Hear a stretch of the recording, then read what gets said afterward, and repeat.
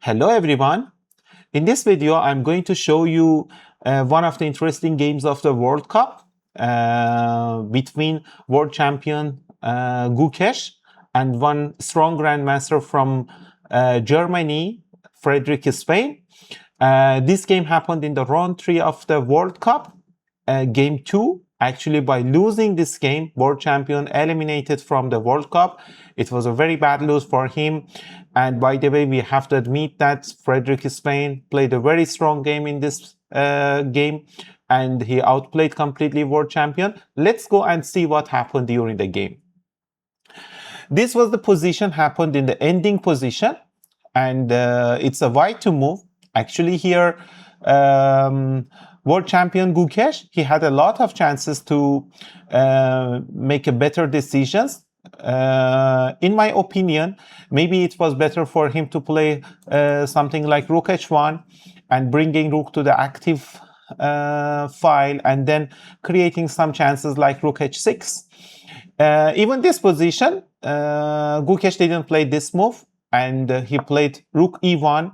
Maybe this was the first big mistake of the game. I mean, happened in the ending. So after g3, as we can see, this is a very strong move.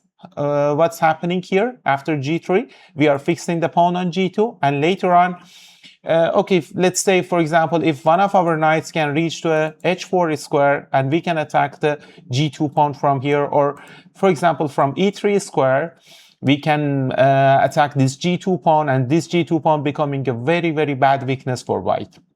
And imagine what will happen if we capture this pawn. We are going to have a strong passed pawn there, and I mean the g3 pawn, so the life will be very difficult for white. So after this check, white played king e2. Of course, we have to play king e2. Okay, king f1, we will have a very passive position here. So Gukesh tried to play king e2. And because knight is under attack, I'm going to take the knight on c5 and later on capture the rook. So black move is almost forced. And after king d1, he captured the rooks also. We reached to a knight endings. So here, this position, black played king e6. He can try to bring the knight just now, from now on also. For example, he can try the maneuver of knight e7. And bringing the knight from g6 to h4. This is a very, very unique plan for black. And we will see that if the knight comes to the h4 or e3 square, it will become a very, very difficult position for white, because g2 is very, very bad headache for white. So instead of this move, black played king e6. Maybe this is also a part of a plan.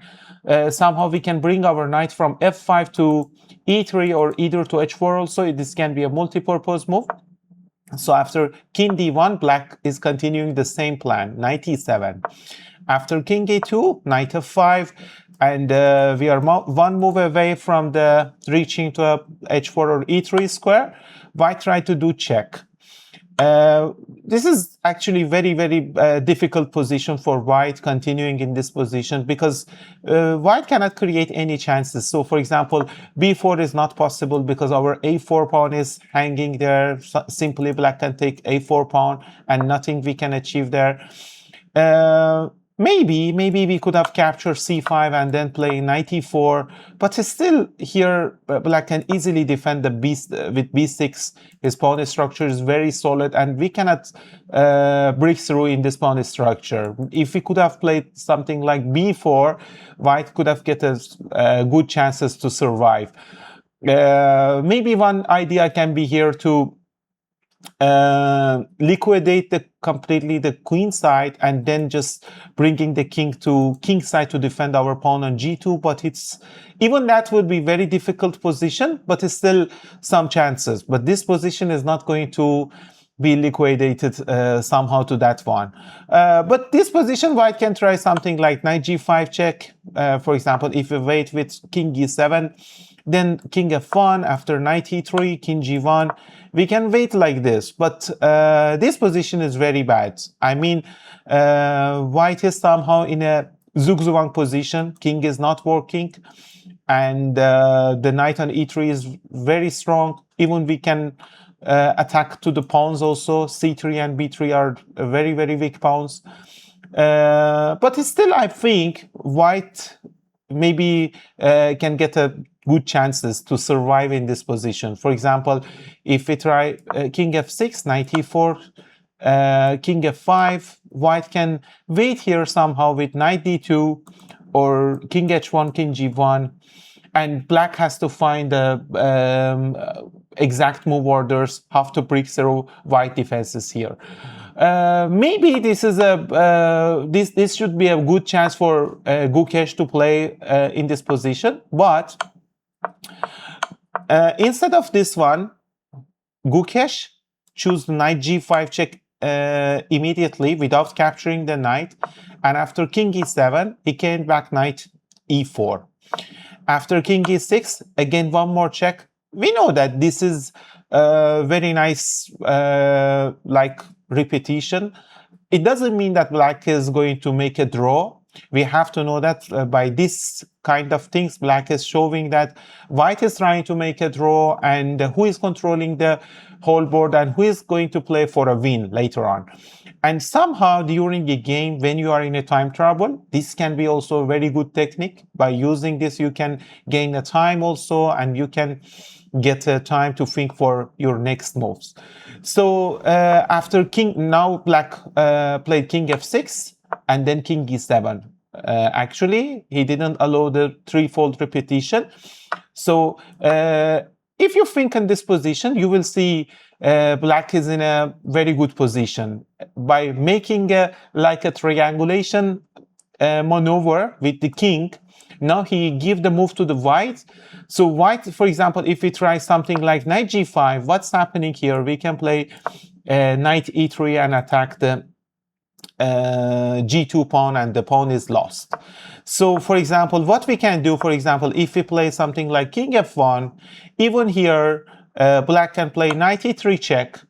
So after king g1, and look at to this position. In this position, even some kind of a mating attacks also there.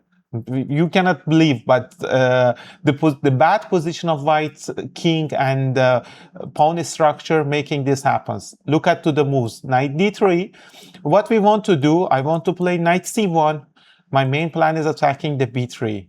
No, no, no. You will find out later. For example, let's say you will wait here somehow with some moves like, for example, b4. You will try to liquidate the queen side.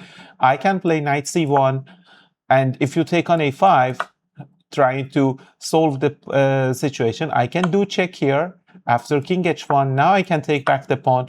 And you will find out yourself in a very, very bad position. Because if you move your knight on e4 to c5, for example, I can play knight d1. And you can find out the checkmate is coming here. So this is a very bad position for white. Actually, we can see that, okay, white is facing a lot of difficulties here. So what happened here by this triangulation maneuver? Gukesh didn't find any move. Actually, he played knight takes c5. Actually, he thought for a 6-7 minutes also for this move. So maybe he found out that it's a hopeless position. After b takes c5, again this knight came to e4, and then as I told you, after b6, my pawn structure is totally good, but look at to the white pawn structure. It's going to be a very, very difficult position for white later on. After king d3, and now the main move knight h4 happened, and we are going to lose the g2 pawn. If we want to talk about this position, maybe here the same thing I discussed earlier also. Maybe white could have played king f1, just waiting here for knight e3 and king g1, making a passive defense. But as we can see that, okay, world champion denying this fact, and he's trying to make active defense. So This can be an interesting position for black. How to convert this position to a winning one? Maybe knight d6 can be a good idea, trying to push the e4 pawn. Maybe this can be a good one. For example, if we come back with the knight and then we play king f6, king e2, king e6. This is a multi-purpose move. If you bring your king here, then I will try to reach with my knight to e3 or h4. So you have to wait with your king. Then I can play king f5 and later I will play e4. As I told you, so black has to find exact move orders to convert this advantage to a winning one. Okay, let's come back to the position.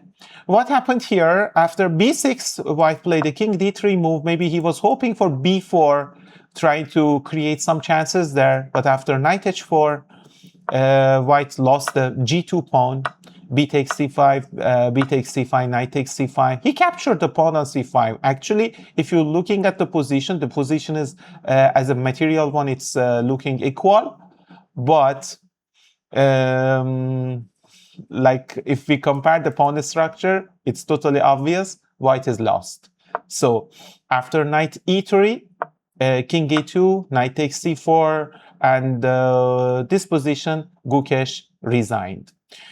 So we cannot find a good move for white here also. If white, for example, plays king knight e4, we can bring our king forward, or we can go for this a4 pawn and then create a next pass pawn there. Completely losing position for white. He cannot defend this pawn structure. We can come with, okay, king d6, maybe knight b7 check is there. We can play knight d5 maybe to attacking this c3 and at the same time this pawn. If he comes back, we can bring our king somehow. King comes to c6, controlling the c5 square. And you can see this is a very easy win for black because white cannot make any progress. He doesn't have any hope to survive.